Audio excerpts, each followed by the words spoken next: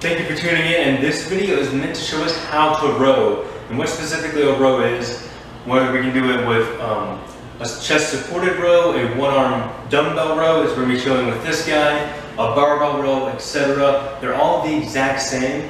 And one of the biggest mistakes with a row is that people use their arms way too much. And so I'm going to demonstrate with a one-arm row what a typical row would look like for most people that's done incorrectly. So we're going to have the dumbbell here. And so if I lift the dumbbell, looking at my hand, if the dumbbell makes a straight line from here to where it ends, like this, that is an incorrect movement, as well as my arm coming out to the side, that is incorrect. So a proper row, I'm going to show it real quick before I dissect it, should look like this motion here.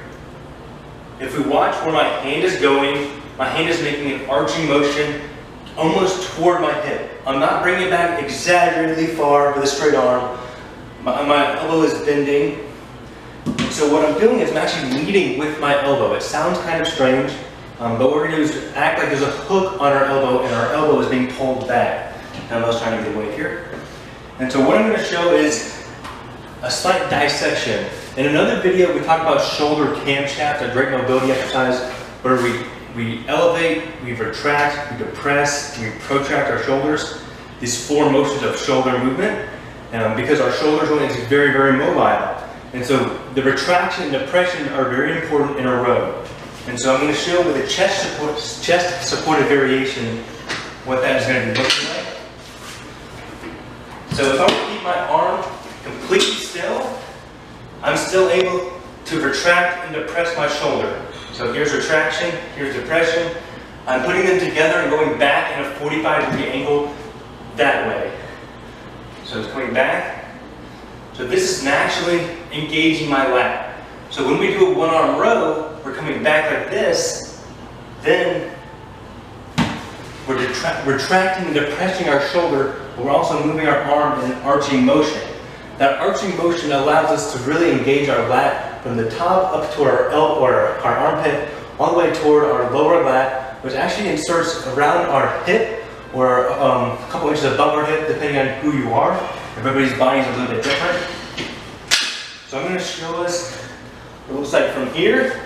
Again, I got a nice flat back. I'm a straight line from my butt to my middle spine to my head, a nice flat line.